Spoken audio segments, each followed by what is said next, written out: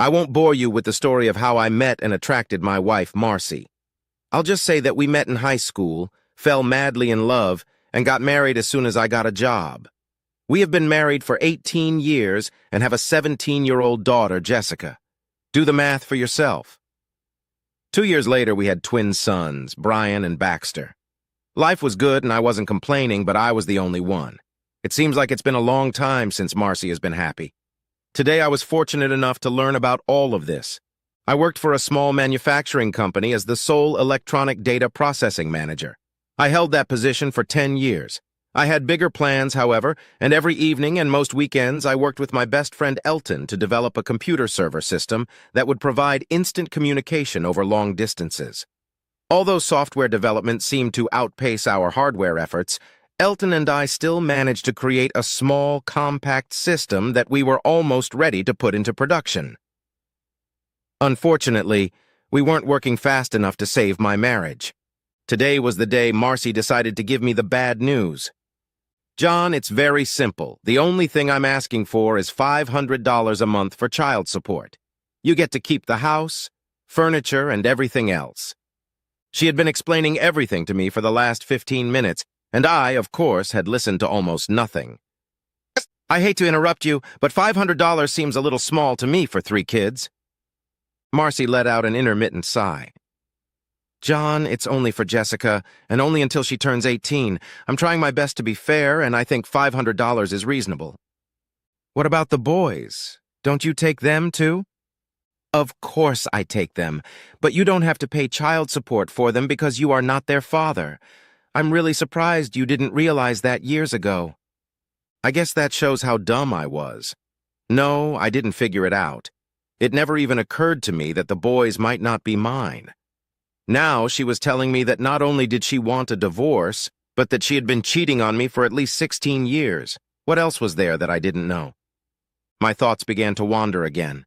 She kept talking, and I tried to put the pieces together in my head. I'm sure what she was saying was important, but I just couldn't bring myself to focus.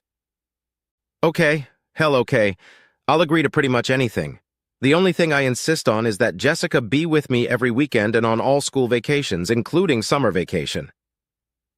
Marcy was silent for a moment. I can live with that. If it's okay with Jessica, I'll have the papers ready tomorrow. Will you sign them then? I realized she was getting ready to leave. I hadn't realized it before, but she had actually been gradually moving her stuff out over the last few weeks. Just a couple questions before you go, please. Who the hell is the twins' father? Who are you going to live with? And finally, why have you waited so long? Langford King is Brian and Baxter's father. We're all going to move into his house. What about his wife? Where will Joyce and the girls stay? Joyce left and took the girls with her. After she caught me and Langford in bed, their marriage was over. I didn't ask for a divorce before because Langford was still married and I had no other choice. But now that he's getting a divorce, it seems reasonable to me, too. You slept with Langford for 16 years? That's right, and I have no intention of stopping. I'm sorry, John, you're a great guy, but you're just mediocre in bed, and I'm afraid you'll be working for the rest of your life just to earn your bread. Langford is rich, successful, and a great sexual partner. I only have one life, and I want to enjoy it to the fullest. You can't give me that.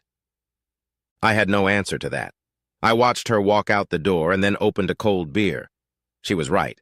Here I was, sitting in a $300 chaise lounge chair drinking a cheap beer. I had big plans, but that's where it ended. I think what truly killed all my feelings for her was when she compared my sexual performance to Langford's. There's not much you can do about things like that. You either get it or you don't. I was always satisfied, but apparently Marcy wasn't. We'd known Langford and Joyce since high school. Foster King, Langford's father, had been the carpet king in our town for as long as I could remember. About 10 years ago, he retired to Florida, and the business was taken over by his only son. Many of us got together regularly for barbecues, picnics, and other get-togethers. Marcy and Langford were always friendly with each other, but no more so than the other members. Langford began to distance himself from our group as his bank account grew. We had only seen them 2 or 3 times in the last few years, at least I had. They had 2 beautiful teenage daughters who were friends with Jessica. Speaking of Jessica, She was a bright spot in my hectic life. She was small, funny, and sweet. She always brought a smile to my face. Unlike her brothers, she studied hard and was an excellent student. All she wanted was a good SAT score and admission to a great school. I did everything I could to help her. Brian and Baxter were the complete opposite. Not only were they not interested in learning, but they didn't want to play sports. I tried several times unsuccessfully to involve them in my computer projects. Most of my interactions with them were preventative or corrective in nature. I was correcting the situation and their mother was overpowering me. Now I understood why. Marcy had always been a good wife. She never refused me sex and quite often initiated it herself. She kept the house clean and was never demanding. She was a wonderful mother and a wife I could be proud of. Turns out she was also a terrific actress. I was finishing my third long neck when Jessica came home from school. There was no telling when the boys would be back. They usually skipped dinner a few times a week, and Marcy didn't say anything. I stopped arguing about it a long time ago. "Hey, Dad, what are you doing home? Where's Mom?" I struggled out of the chair and gathered my empty things. "Your mom asked me to come home for lunch today to tell me she wants a divorce." My words sounded a little slurred, even to myself. I don't know how to drink. "I'll get it. Have a seat. I guess that explains why you're drinking in the middle of the day." Jessica took the bottles from me and carried them into the kitchen. "You didn't guess, did you, Dad?" "No." I watched her take off her shoes and sink to the floor. What's going to happen now?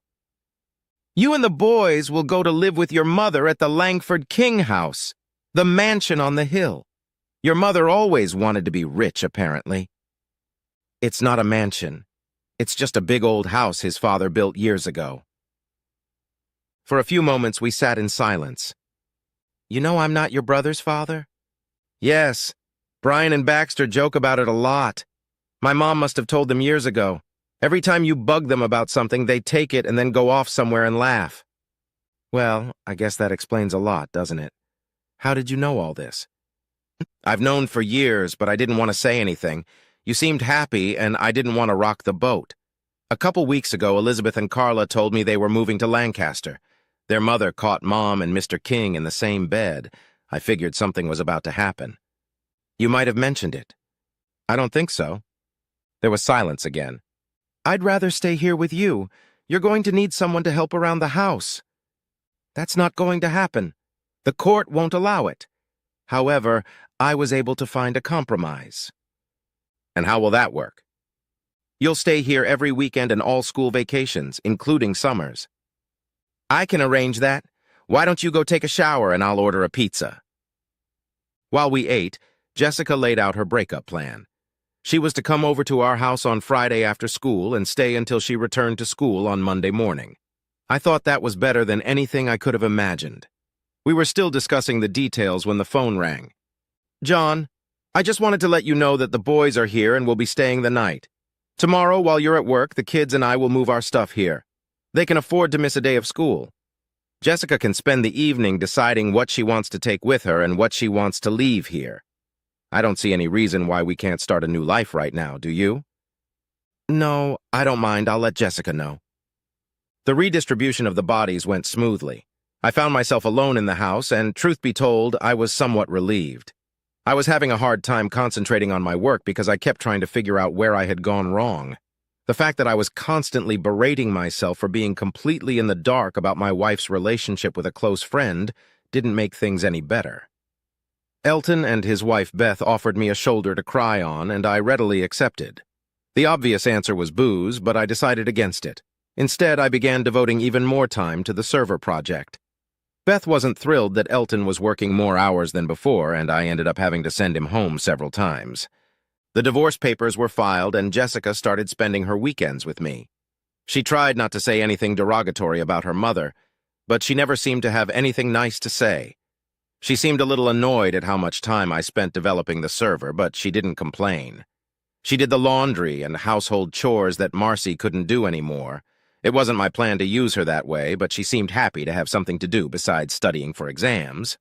I always made time to have lunch with her. At the end of spring, things got better. Jessica was accepted to the University of Oregon. and was also approved to attend high school abroad in Spain. She was worried that Marcy wouldn't let her go for some reason, but she needed her permission. I didn't understand her concern until I learned that she hadn't told her mother about either her college applications or her request for an exchange program. At my suggestion, Jessica asked her mother to sign the permission slip for the trip abroad, presenting it as a class trip, without any further details. Marcy signed the paper without even looking at it. The next week, we filed for her passport. My divorce was final. Langford was still fighting with Joyce about his. Joyce wanted blood. Marcy had transferred all rights to the house to me, but I didn't know what I was going to do with it yet. While Elton and I were finishing up the server project, Beth was using her computer skills to create a spiffy presentation. We prepared a slideshow and had the handouts professionally printed. A week later, we received a contract to supply a hardware system for the State Traffic Commission and a hefty check. I had to quit my job to get everything done. Since I no longer had a family, a steady job wasn't that important. Elton, on the other hand, couldn't afford to quit his day job, but he worked nights and weekends to get things up and running. By this time, Beth seemed to be more supportive. We had no trouble hiring some college students to help with the installation. Wireless technology seemed to simplify everything, and all the equipment was assembled from off-the-shelf components. 6 weeks later, we had a fully operational system. It had a few glitches, but the customer was thrilled. 2 days later, the State Department of Corrections called to set up a meeting. Elton quit his job, and Beth announced she was pregnant. The second contract went much more smoothly. Several students had graduated and were happy to be hired full-time. Elton did without me for a week while I accompanied my daughter to Barcelona. I needed a vacation, and Jessica felt better when I was around. Marcy was furious when she found out about the trip, and also when I stopped sending her child support checks. I could easily afford to pay them, but I wanted to annoy her. All I had to do was hold out another 5 months until Jessica turned 18. We were getting inquiries faster than we had time to answer them. I became the regular contact person and was constantly on the road. Elton did most of the business at home. We had to rent a small office, which Beth quickly took over. She was happy that I spent most of my time traveling. Beth had to hire assistants for the office to get them trained in time for the baby's birth, and we also booked an attorney. Things were going better than we could have anticipated.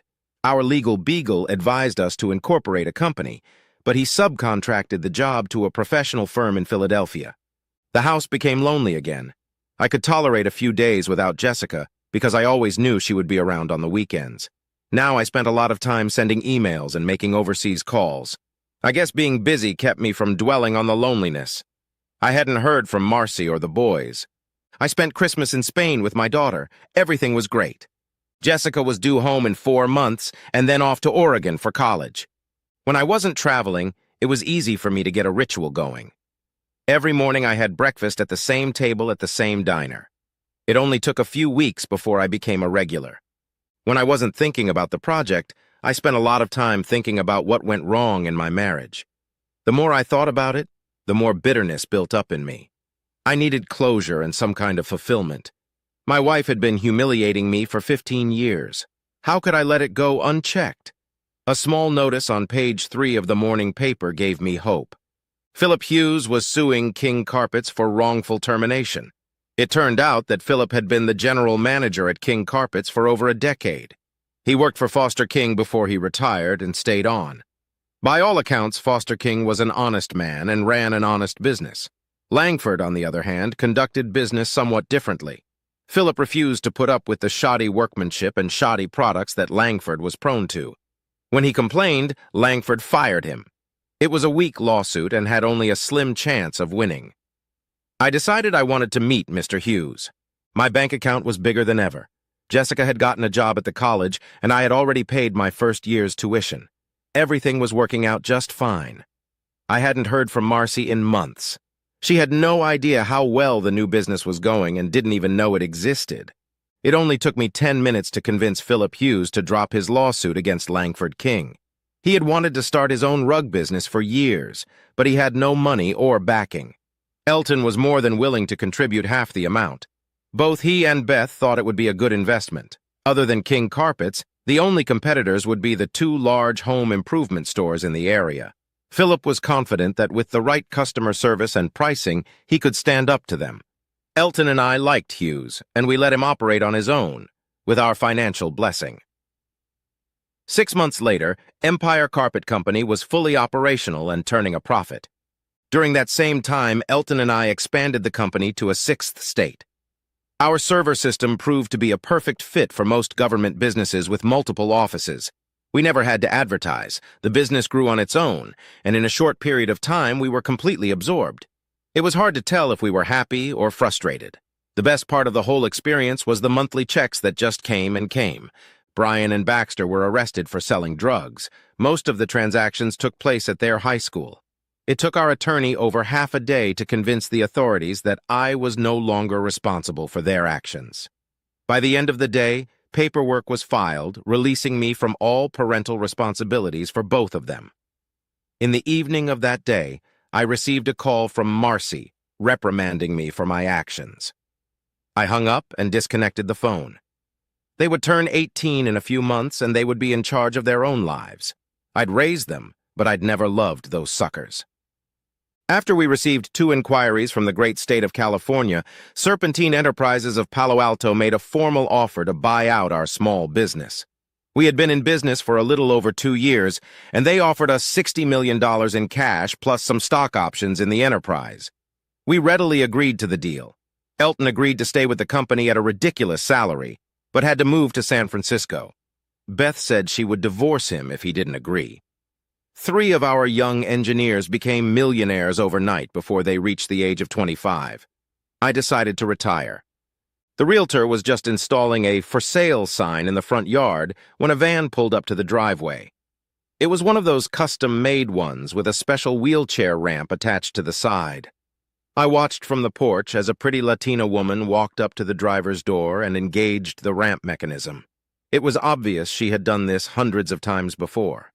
Less than a minute later, an elderly man, whom I recognized immediately as Foster King, was already rolling a motorized cart down the sidewalk.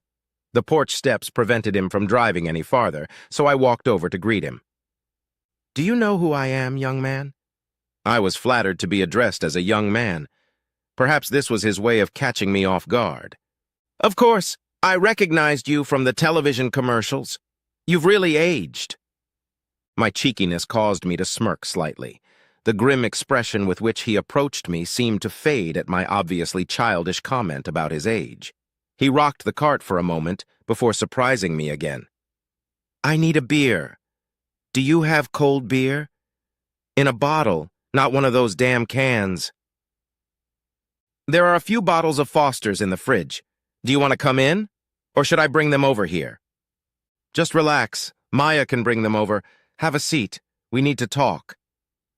Maya walked around me as I sat on the porch steps. I had to admit the old man had my attention, but so did Maya. She was wearing a white blouse and black pants. The pants weren't particularly tight, but tight enough to show off a nice ass. She couldn't be called small, but she was a good shape. "Easy, boy. She'll be right back." Foster King noticed me looking at his friend and took the opportunity to throw in a barb. "I'm sorry, I don't mean to offend, but she's quite attractive." "Why the hell do you think I hired her?" "Hopefully to seduce me." "Dream on, young man. She's more of a woman you can handle." We both laughed when Maya returned with long necks. She gave us both a merry look when we stopped abruptly. "You didn't come here to drink my beer, Mr. King? What can I do for you?" Maya half sat, half stood, putting one foot on the porch railing. He caught my gaze again and hummed. "You're giving me a lot of trouble, Mr. Terrell. A good percentage of my retirement income comes from the profits my business generates. That income has been steadily declining lately, and I've discovered that you may be the cause. I'd like to give you a chance to explain yourself before I order you killed. Now, Foster, please behave yourself. You promised me you wouldn't engage in nonsense like this. Apologize to Mr. Terrell." Maya spoke for the first time since they arrived. I expected her to have some sort of accent, but she spoke perfect English. "Damn it! She won't let me have any fun." Foster finished what was left in the bottle in one gulp. "I'm sorry, John. I was just trying to get your attention. I promise you won't have any fun." He said the last sentence in a fake Italian accent and then smiled slightly. "Who were you talking to before you came to me?" I had dinner last night with my son and that scraggly girl he's sleeping with. He claims all the trouble is because of you. It was hard to get any facts out of him because he kept saying you were trying to get revenge for something. Eventually, I got sick of him and left early. I didn't even get to see my granddaughters. I was hoping you could provide me with facts, not bullshit. Before I could say anything, Maya pulled away from the rail and whispered something in Foster's ear. Oh, shit! He slapped his hand on the handle of the cart. That explains it. Why the hell didn't you tell me that last night, Maya? Sometimes I wonder what I'm paying you for. You're paying me because I'm the only one who will put up with you. Mr. Terrell, I didn't realize that the woman left with my son was your ex-wife. I apologize for calling her vile. Frankly, I don't understand why you resent my son for taking her. It seems to me you should be thanking him. I take it you didn't like her? Not particularly. She pouted a little when I asked Langford where my granddaughters were.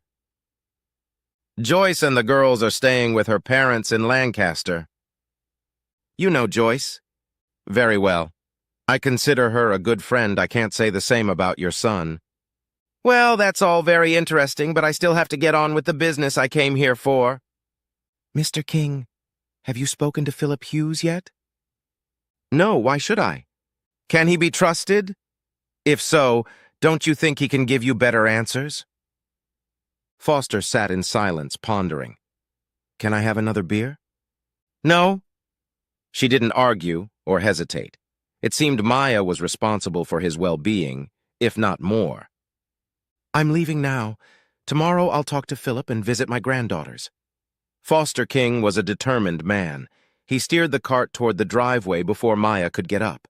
She smiled at me as she rushed to catch up. I was hoping to see her again. Suddenly, I thought about how long it had been since I'd had sex. Maya pulled Foster into the van as deftly as she pulled him out of there. Before the door closed, he looked at me. Don't leave town, John Terrell. We still have business to attend to. I found the visit enlightening. After taking another swig of beer, I took a long, cold shower. I guess Maya had gotten to me. She was probably already married or with some young guy, but I could still dream. In the evening, my ex-wife paid me an unexpected visit. John, what the hell are you doing? Langford said you were behind that Empire Cove fiasco. I told him it was a mistake, but he insists you're trying to drive him out of business. Marcy, King Carpet Company has been in this town since we were kids. I don't know anything about the carpet business, so what makes you think I had anything to do with it? Don't play dumb, John. I know you better than that. You and Elton own the building where the new store is, and your names are on all the forms and papers that were required to open the business. Langford has friends who had no trouble figuring that out. Philip Hughes is just a front. You are right, of course. I could never fool you, could I? So, what are you going to do? Are you going to stop it? Hell no. Elton and I have too much money invested in this to just walk away. If you pay attention, I think things could get even worse in the next few days. What else are you going to do? Could it get any worse than it is? I'm not sure. In fact, I could be wrong. Forget what I said. Of course, the seed had been laid. Now there was no way she could forget it. It was obvious that my wife was disgusted with me. She walked to the door and turned to leave. The way you treated Brian and Baxter after their arrest was horrible. You raised those boys and you should have shown them a lot more compassion than you did. I expected more from you. I'm just curious, Marcy. When did you tell the boys I wasn't their father? Does it matter? I think so. About 3 years ago, they happened to run into me and Langford, who were having coffee in a little store on Bleecker Street. A confrontation ensued and things took a nasty turn. I decided that now would be a good time to tell them the truth. They actually took it better than I expected. Good. That explains a lot. I smiled broadly at my ex-wife. By the way, I'm going to Jessica's tomorrow. Do you want me to say hi to you? No need. She's made it clear that I've failed as a wife and mother as far as she's concerned. I'll take care of my boys and you can spoil your precious daughter all you want. She slammed the door and left. I spent the next week with Jessica. She took as much time off from school as she could and showed me all of her favorite places within a 100-mile radius. I wasn't surprised when she told me she wanted to stay in the area after graduation. I missed her, but was proud that she was doing well. There were a few surprises waiting for me when I returned home. Foster King was a very busy man. I had no idea why he was chained to that motorized cart or if he really needed it. Apparently, his money and influence in the neighborhood meant a lot. In one fell swoop, Joyce King assembled a new team of some of the most experienced lawyers in the state.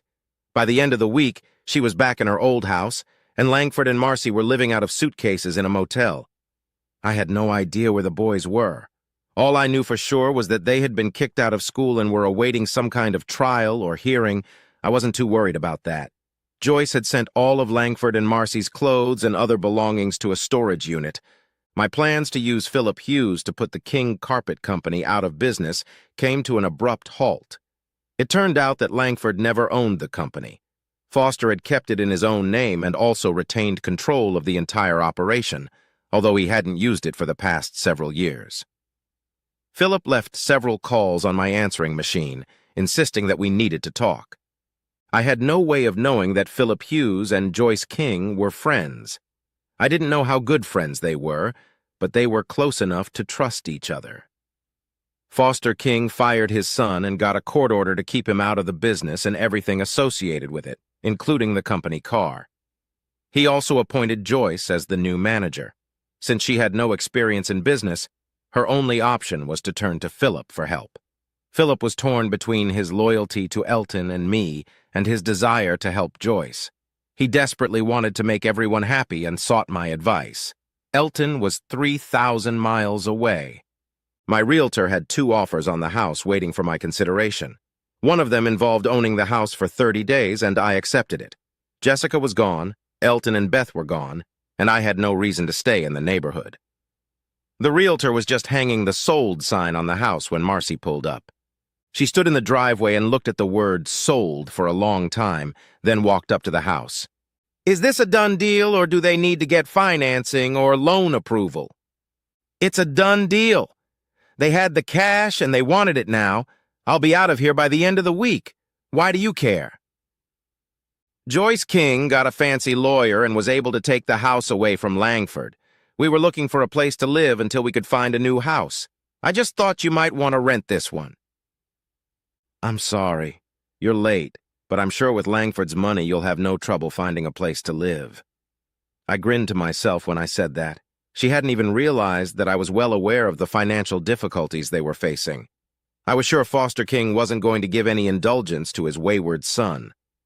Philip told Foster about the way Langford was doing business and the way he was treating his wife. Papa was not pleased. Marcy didn't pursue the subject further. As she left, I noticed an Alamo car rental sticker on the back bumper of the car. In the evening, Philip Hughes and Joyce King came to see me. I was amazed at how well they got along with each other. It didn't take us long to come to an agreement. Empire Carpets would become Empire Floors and would sell only tile and wood flooring. King Carpets would only sell carpets. Philip saw no problem in running both businesses, but would only agree to do so if Elton and I agreed.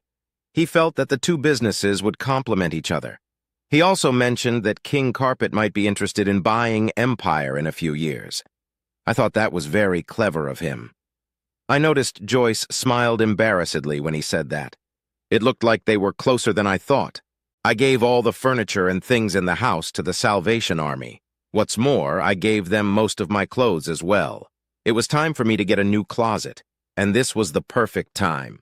By the time I was done choosing, everything I wanted or needed fit in my car. I spent the entire day closing out bills and making sure I had no outstanding debts. Somehow Foster King got my cell phone number and made me join him for dinner that night. It was my last day in the city. I was sure everything would go well and looked forward to seeing Maya again. Foster King was a proud man and liked to gloat a little. He briefly told me about his meetings with Hughes and Joyce. He had no doubt that the action taken against his son was well-deserved. He thanked me for allowing Hughes to help Joyce. I tried to listen to every word he said, mostly out of politeness, but my gaze kept wandering to Maya. She was dressed in a gray-green evening gown that made her eyes sparkle. Her hair and makeup were flawless. Foster noticed I was distracted and stopped mid-sentence to make me feel uncomfortable. His laughter gave away his intentions. Maya didn't engage in conversation, only stopping Foster from reordering drinks and letting him order dessert. He feigned a pout and made a half-hearted remark under his breath. Maya excused herself to the ladies' room, and that gave Foster a chance to argue with me. "What are your intentions after the house is sold?" "The house is sold, and tomorrow morning I'm leaving for San Francisco to visit my friends, Elton and Beth. They had a baby, and they named it after me." "They named their baby girl John?" "Well, Johnny, actually. How could I say no?" "Where are you going to go when you get back?" "I have no idea. I'll leave my car at the airport with everything I own packed in it. I think I'll drive south until something catches my eye." "I have a better idea. Come live at my place. My house is too big for me alone, and I hate seeing Maya alone all the time." "Foster, what the hell do you mean?" "Maya's husband died in a car accident about 3 years ago. She has no friends in West Palm Beach and few opportunities to meet the right man. You're the only man she's shown interest in the last year." "Has she said anything?" "No, but I've noticed the way she looks at you, and she's always interested when I talk about you. I'll tell you this. Come and live with us for a month. If it doesn't work out, you can jump in your car and go wandering again. You don't lose anything, and I'll be very pleased." The conversation ended when Maya returned to the table. She smiled at both of us like we had just done something bad and indulged in it. I was definitely going to go to West Palm Beach. My visit with Elton and Beth went great. The new owners were able to expand the company to 20 states and several overseas locations. In a few years, the stock options will probably be worth much more than the actual money we were paid. Johnny was fascinating. I'm sure she'll berate her parents for giving her a boyish name, but I'll be the best godfather a child could ever have. I called Philip Hughes as soon as I got home to make sure everything was okay before I left. Things were fine, and he briefly told me about Langford. It seems he had a lot of personal debt that wasn't covered by bills or business assets. The cost of the divorce, plus the cost of hiring a lawyer for Brian and Baxter, had riddled him. He had no credit, no money, and no prospects. I was happy for Marcy. 2 days later, I was in West Palm Beach. Foster King must have been richer than I thought because the beach house was magnificent. Every chance he got, the old geezer took Maya and me together. He insisted she show me all the restaurants in South Florida. After a while, we pretended to go out, when in fact we stayed home and watched TV in the beach house. Eating out every night sounds better than it is. I think he knew what we were doing, but thought it was as good as what we were getting out of it. We enjoyed our time with Foster, but we began to enjoy our time together even more. It seemed to make him happy. Maya and I started sleeping together after the 3rd week. Foster, of course, knew this and started teasing us relentlessly. He didn't stop until I moved into her bedroom. That seemed to make him happy. Life was good. My financial situation was incredible. I was living in a beachfront mansion with no expenses and sharing a bed with a beautiful woman. My money was earning more interest than I could spend, and my stock options were rising so fast it made my eyes water. I treated myself to a new car. I'd always wanted a Mercedes. Joyce's divorce was finalized, and Philip Hughes wasted no time moving in with her. Marcy, however, had her doubts. Suddenly being married to Langford King didn't seem like the best idea. Marcy seemed to disappear into the night. Jessica and I never heard from her again. Before the end of the year, Foster asked me to witness his new will. I never found out exactly what was wrong with it, but it seemed to be going downhill fast. He left all his assets to Elizabeth and Carla, who were to be in their mother's care until they reached the age of 25. He left the business to Joyce on the condition that she marry within a year of his death. He left the house in West Palm Beach to Maya with the same stipulation. It didn't work out the way I planned, but who am I to complain? Oh yeah, I'm getting married sooner than I expected because I just found out Maya is going to be a mom. If it's a girl, I'm not going to name her Elton. Epilogue. Brian and Baxter decided to seek happiness in Mexico, but it didn't work out for them there. Marcy showed up from somewhere and asked me to help her with their legal fees. I gave her $10,000 and never saw her or the boys again. Jessica graduated and moved to Barcelona. I'm not sure, but I think she met a young man there. Foster lasted another 2 years. No autopsy was done, and I still don't know what happened to him. He lived long enough to be godfather to my new daughter, Foster Anna Maria Terrell. I'm naming the next one Elton.